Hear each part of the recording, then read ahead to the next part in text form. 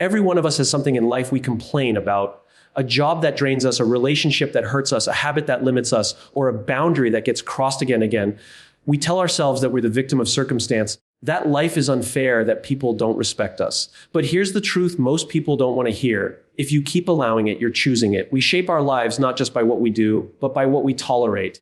Every time you stay silent when you should speak, you teach others how to treat you. Every time you accept less than you deserve, you signal to the world that this is all you're worth.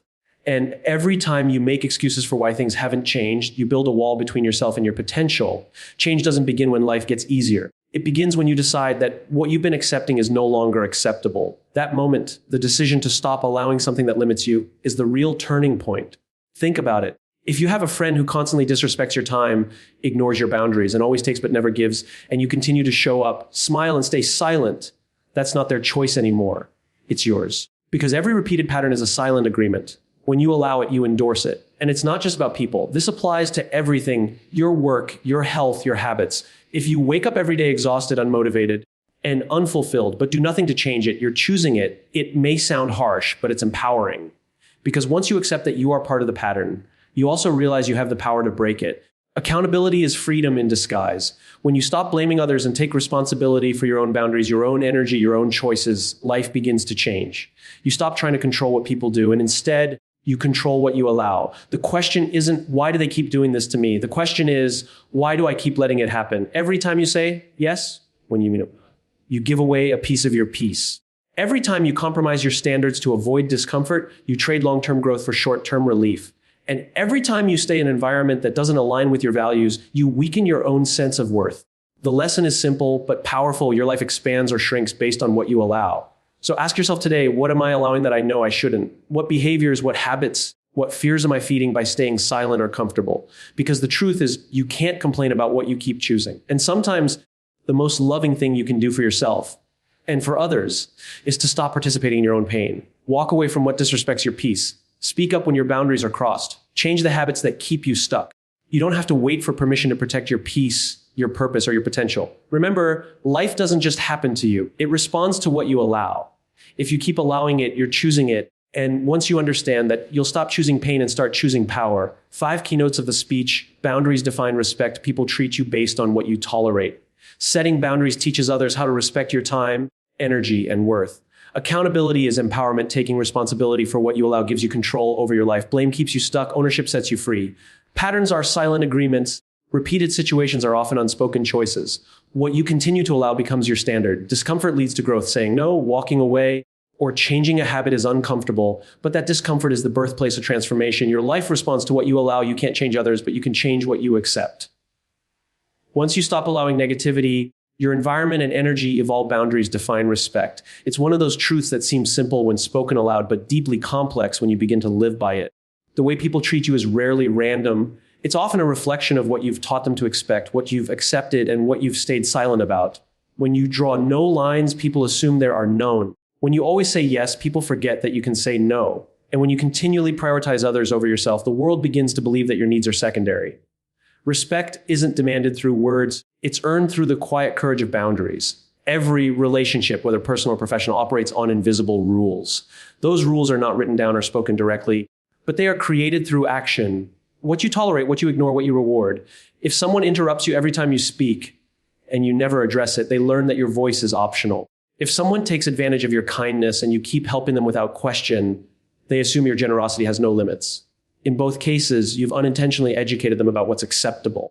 Boundaries aren't walls to keep people out. They are guideposts that show others how to connect with you without hurting you. Setting boundaries doesn't make you unkind. It makes you clear. Too often, people mistake being nice for being available. They confuse kindness with compliance. But true kindness comes from honesty, not from allowing disrespect to quietly exhaust you. When you speak up about what you need, you're not being selfish. You're being self-respecting. You're saying, I value myself enough to protect my peace. That's not arrogance, that's maturity. It takes emotional intelligence to say, this is what I can give, and this is where I draw the line. Because without boundaries, even love turns into resentment. Think about the times you've overextended yourself just to please others.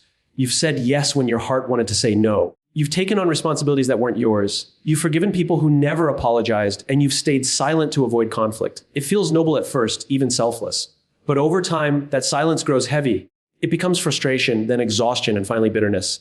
Boundaries are not about punishment, they are about prevention, preventing that quiet buildup of resentment that eventually poisons even the strongest bonds. In leadership, boundaries are equally essential. A great leader doesn't allow chaos under the name of teamwork. They don't say yes to every demand. They know that clarity creates safety. When expectations are defined, trust grows. When limits are respected, communication flourishes. It's not control, it's structure. The same applies in friendships and families. When you teach people where your limits are, you also teach them how to love you properly. Without that clarity, relationships become guessing games filled with tension and misunderstanding. There's also a personal boundary that many forget, the one you set with yourself. Sometimes the disrespect doesn't come from others, it comes from within. When you break your own promises, when you neglect your rest, when you constantly tell yourself, "It's fine," while your mind screams otherwise, you're violating your own boundaries. The first person who must respect you is you. How can others take your limits seriously if you don't?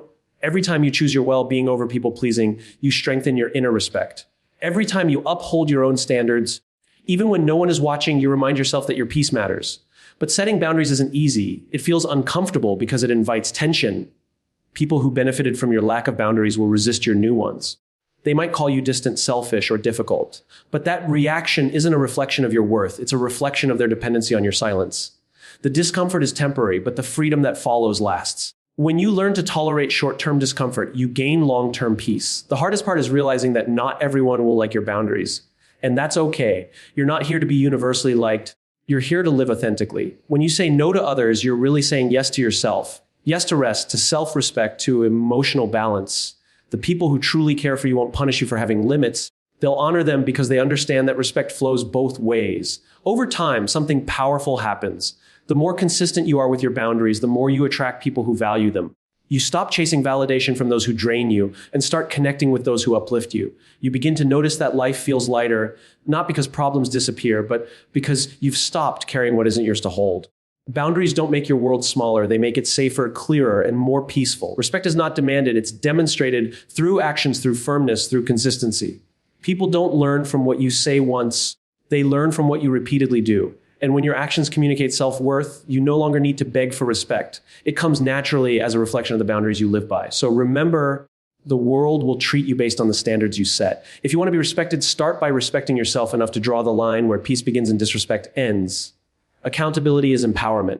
It's the bridge between feeling helpless and taking charge of your life. The moment you stop pointing fingers and start asking, what part of this do I control? Everything changes.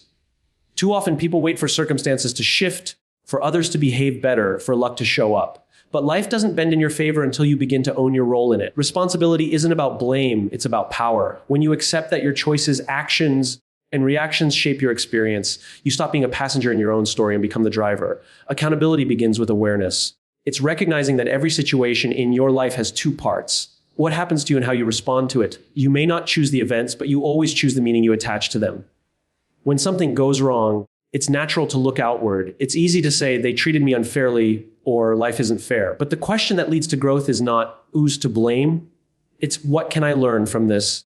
And what can I do differently next time? That single shift in mindset moves you from victimhood to ownership. And ownership, more than anything else, is what builds character. When you take accountability, you're not admitting weakness. You're stepping into your strength. You're saying, I can't control the wind, but I can adjust my sails. People who blame never grow because they surrender control to others. They spend energy on excuses instead of improvement.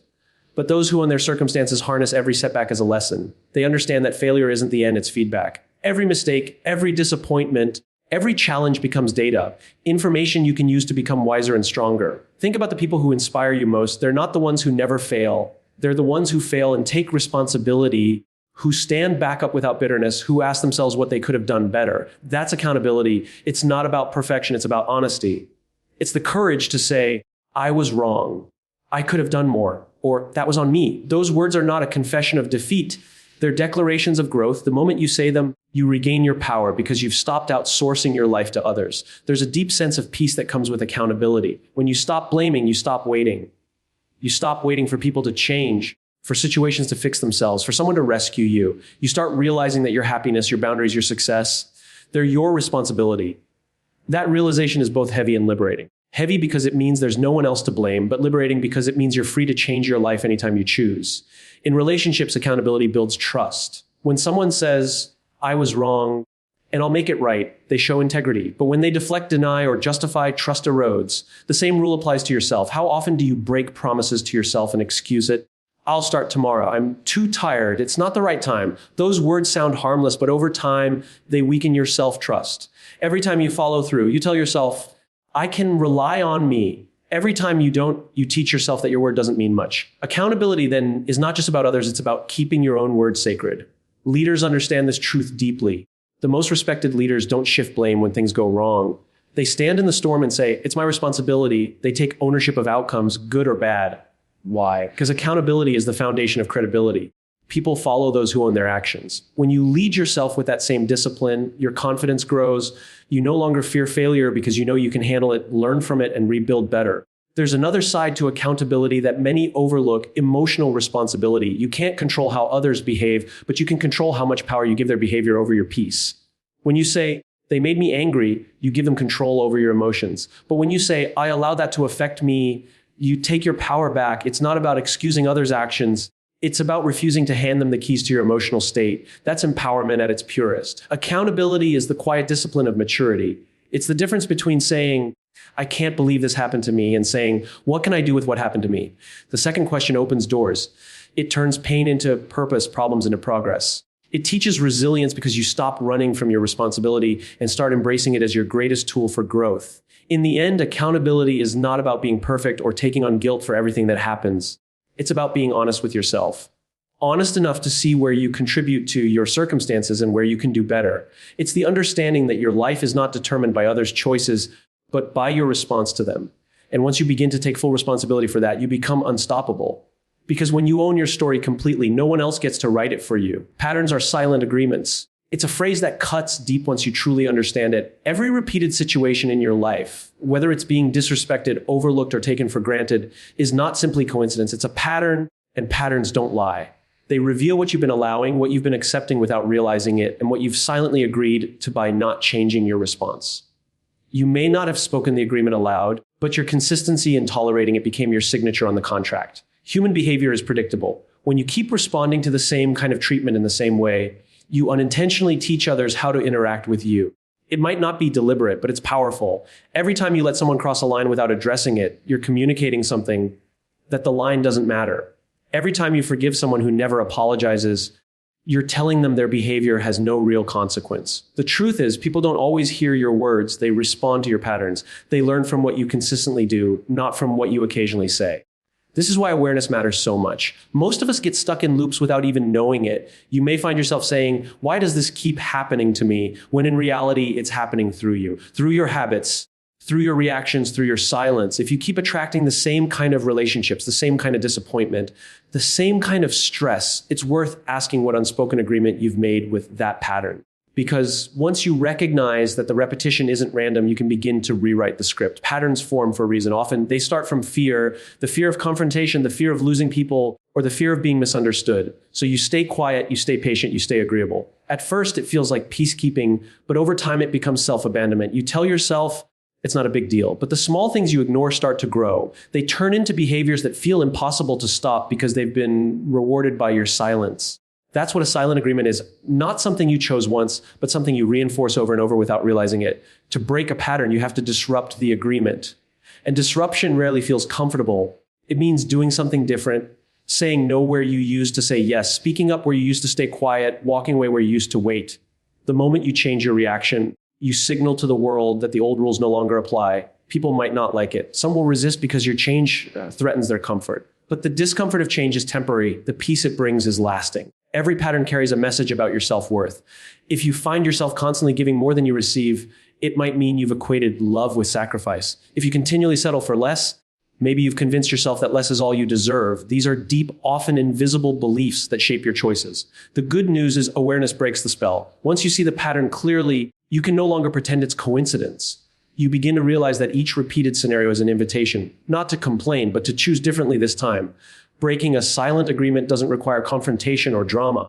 It requires consistency. If someone disrespects you and you calmly but firmly enforce your boundary every time, the pattern will shift. Either they'll adapt or they'll leave. Both outcomes serve your peace. If you've been caught in cycles of procrastination or self-sabotage, your agreement is with your comfort zone. Breaking it means replacing familiar avoidance with small, consistent action. Patterns dissolve when you stop feeding them with the same reaction that kept them alive. It's important to understand that not all patterns are external. Some live entirely within you.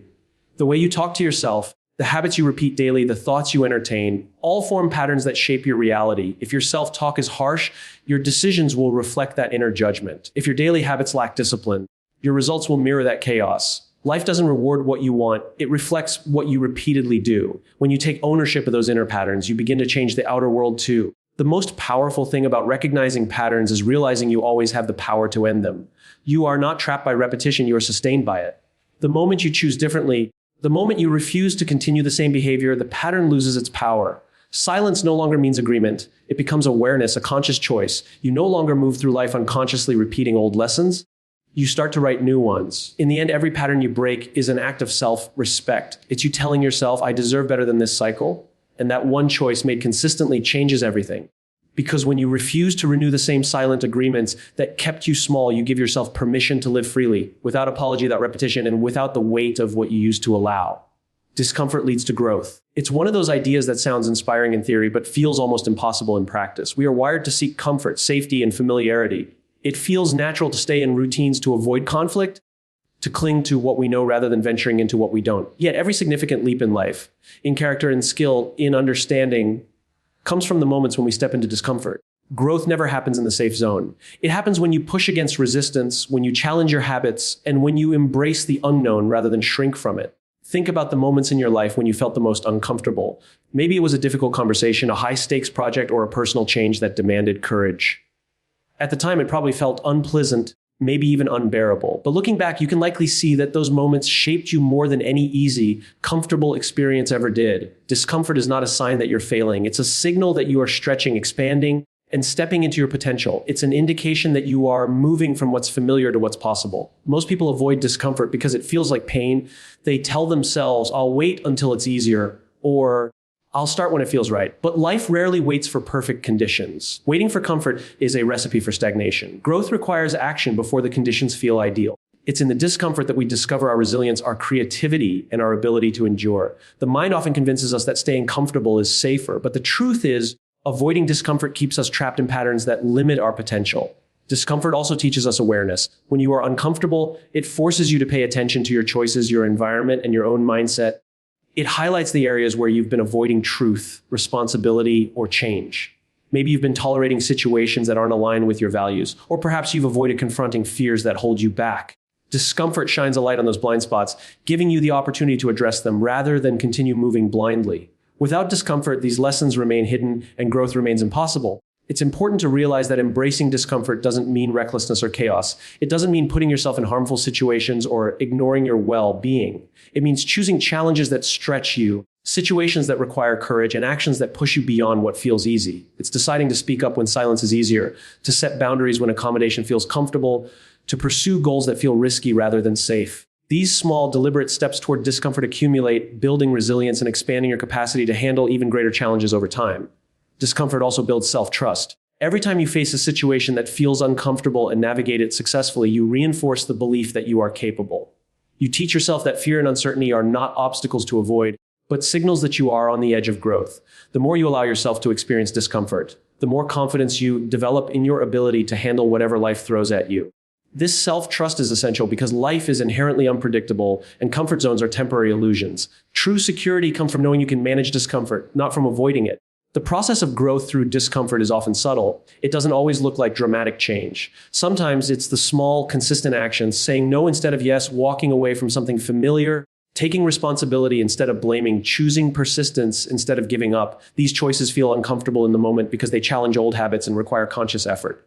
But over time, they compound, transforming your life in ways that comfort never could. There's also a social dimension to discomfort. Growth often requires challenging relationships, asking difficult questions, or standing alone in your convictions.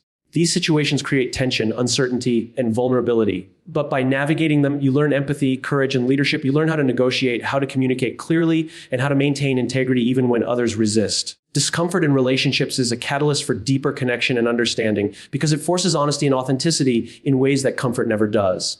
Finally, growth through discomfort is a mindset. It's the understanding that feeling uncomfortable is not a signal to retreat, but a sign that you are evolving. The most successful, resilient, and fulfilled people are those who have learned to embrace discomfort as a teacher, a guide, and a signal of opportunity. They understand that every challenge, every uneasy situation, and every moment of uncertainty carries within it the seeds of transformation. Choosing discomfort consciously is choosing growth deliberately, because nothing meaningful happens without stepping beyond what feels safe. When you make discomfort a tool rather than a threat, your life begins to expand. Every challenge becomes a lesson, every fear becomes a stepping stone, and every moment of resistance becomes a doorway to new possibilities. Growth does not come from comfort. It comes from the courage to face the difficult, the unknown, and the uncomfortable, and to keep moving forward anyway. Your life responds to what you allow. It's a principle that sounds simple, almost obvious, yet most people live as if it doesn't apply to them. We often blame circumstances, other people, or bad luck for the outcomes in our lives, believing that life happens to us rather than through us. The truth is, the quality of your life is a direct reflection of the choices you permit, the boundaries you maintain, and the behaviors you tolerate. What you allow sets the standard for everything that enters your world: relationships, opportunities, habits, and even your inner peace. Consider the small, everyday choices that seem insignificant at first. Letting someone speak to you disrespectfully once may seem harmless, but when repeated, it becomes normalized. Over time, what began as a single moment of tolerance evolves into an ongoing pattern that shapes how others interact with you. The same principle applies to habits. Allow yourself to skip exercise one day, indulge in negative thinking, or procrastinate on important tasks, and slowly over weeks and months, these small allowances compound into a lifestyle that limits your potential. Life responds not to what you wish for, but to what you consistently permit. Many people avoid this truth because it carries responsibility. To accept that your life responds to what you allow is to admit that you are partly accountable for your circumstances. It's easier to say, "This isn't my fault," or "They made me feel this way," but those statements abdicate your power. Accountability can feel heavy, but it is also liberating. When you realize that your choices, even your tolerances, directly influence your life, you reclaim control. You are no longer at the mercy of others or circumstances. You are an active participant in shaping your reality. This principle also applies to your mental and emotional state. You have the power to allow or disallow certain thoughts, beliefs, and attitudes. If you permit fear, doubt, or self-criticism to dominate your mind, your life will reflect those limitations. But when you choose to allow thoughts of confidence, gratitude, and possibility, you create an environment within yourself where growth and achievement are possible. Life responds to your inner standards just as much as it responds to your external boundaries. What you tolerate mentally and emotionally becomes the lens through which your world is experienced.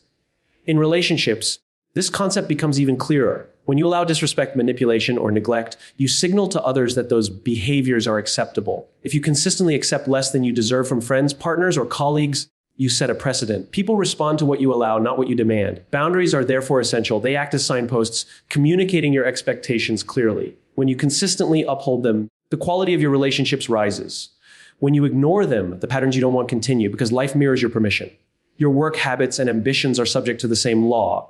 If you allow laziness, distraction, or mediocrity to creep into your routines, your progress will be slow, inconsistent, or non-existent. Conversely, by allowing focus, discipline, and intentional action, you invite success. Life responds not only to external effort, but also to the standards you enforce within yourself. Every choice, every repeated behavior is an unspoken agreement with your life about what is acceptable and what is not. This concept also touches on courage. Changing what you allow often requires stepping into uncomfortable territory. It may involve confrontation, saying no, leaving a situation, or breaking habits that feel familiar. It demands awareness and intentionality because what you allow is often influenced by fear of conflict, fear of loss, or fear of change. Yet the path to a better life is paved with these difficult decisions. Life responds positively when you consistently raise your standards and refuse to accept what limits or diminishes you. The most profound application of this principle is in personal growth.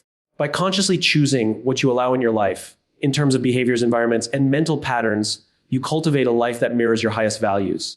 You stop settling for less than you are capable of and start creating conditions that enable your potential. Life doesn't hand out success, happiness, or peace randomly.